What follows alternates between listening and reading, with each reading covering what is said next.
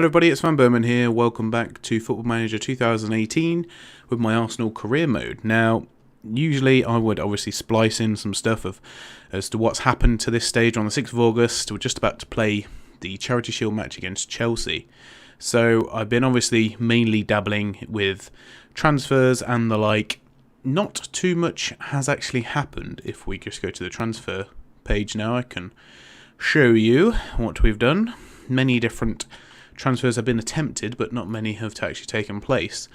So currently we're sitting at Mohamed El Neni going to Man City for 17 million up front, and Mathieu Debuchy going to Leicester for 3.8 million as well. Reece Nelson, Maitland Niles and Jeff Rennie Adelaide have all gone out on loan. Joe Willock is also looking like he's going to be going out on loan as well, but they've all got the options to be recalled, so that's good. The only player I've managed to bring in so far is Maxime Lopez from Lyon.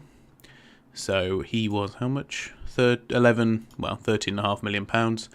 He's uncapped for France at the minute, 19 years old, but he's got a good amount of potential.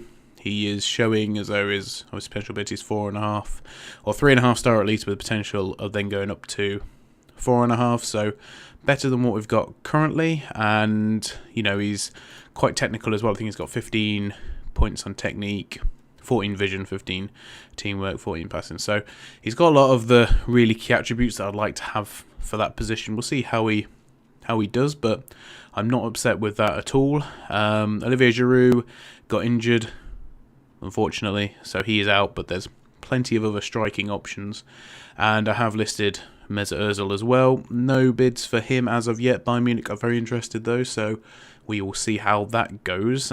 He wouldn't take a contract. He still won't take a contract either, obviously, because I've now listed him.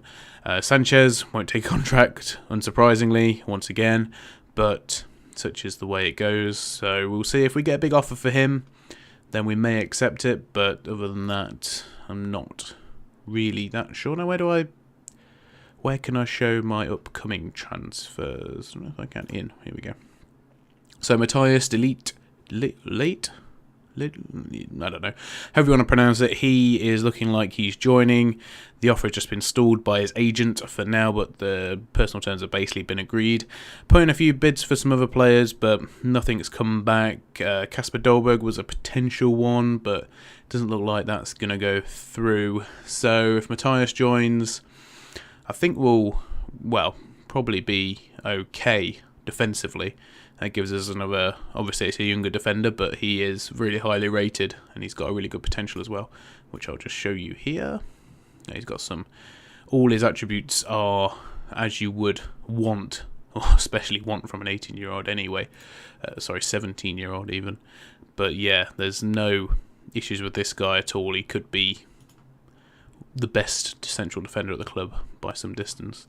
So I was thinking if Mesut Ozil does go, we'll splash out big on a central midfielder potentially.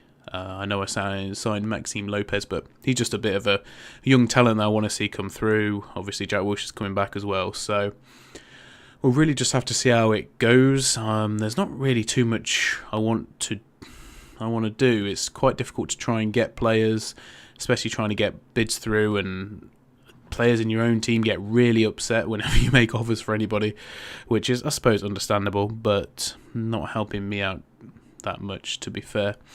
So we'll see. You know, if Ozil goes, we've got scope then. If someone puts in a really big bid for Sanchez, then scope will be there as well. And I'll just keep plugging away, having a look. Might sign one or two more youngsters, of course, because you know they can go in the under-23s, which is probably what will happen between now and the end of the transfer window. But there's not really too much I can do. I'm not feeling terribly optimistic about the Chelsea game, which I'll be doing next as another live video, so that'll be 3 live videos in a row. I don't think I'll do the first game of the Premier League. We'll just obviously do a recap on that one. So there's no one that I really felt like I want to bring up from the under-23s at the minute. Obviously, a lot of the more well-known players have all gone out on loan anyway, so you know, that is what it is. At least they'll be able to get some first-team football in there. Eddie's looking like he's going out on loan as well, and I don't really think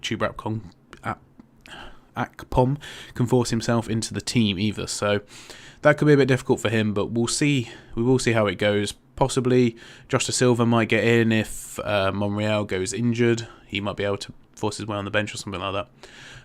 So we'll see on that one. I'm not making any promises that we'll be able to bring some of these players up, but it will depend on the situation at the time, I'm sure.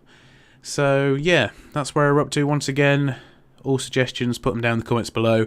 If you're watching this after the first episode, potentially, and I've not picked up on something that you said before, then that is probably because I filmed this before the before the first episode went up.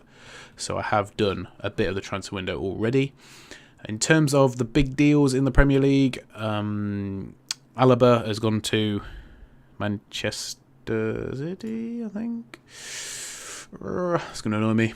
I'm sure we can have a look. It brought it up for me before.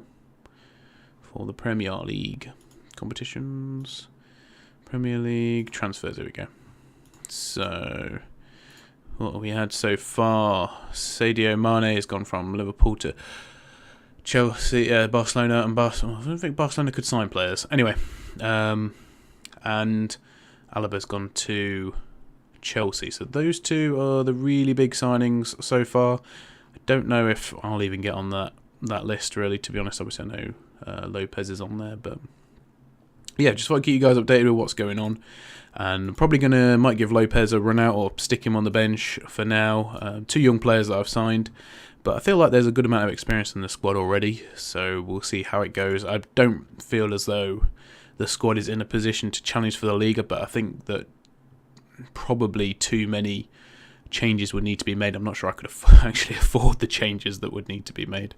So yeah, hopefully Mesut or Bayern Munich will come and take Mesut off our hands, and then I can look for someone who's already fairly established to come and replace him. But I've had a good scout of some of the players, and there's a couple of youngsters in the pipeline that I'm looking to try and sign. So as always, put down in the comments below. Sorry for this one's been a bit of a shorter episode. I just wanted to recap really what had happened in the time before. Not too much, but yeah, not really had anything new crop up, really, to be honest. That will probably more happen after the games. There's a lot more analytics in this game in terms of like heat maps and all different sorts of things they put, post-match to really, show how a game has progressed or how players are performing in any given match. So, which is quite nice. I really do appreciate that sort of thing. It's good for those people who are, the people who like to play Football Manager, because that's the sort of thing we're into, let's be honest.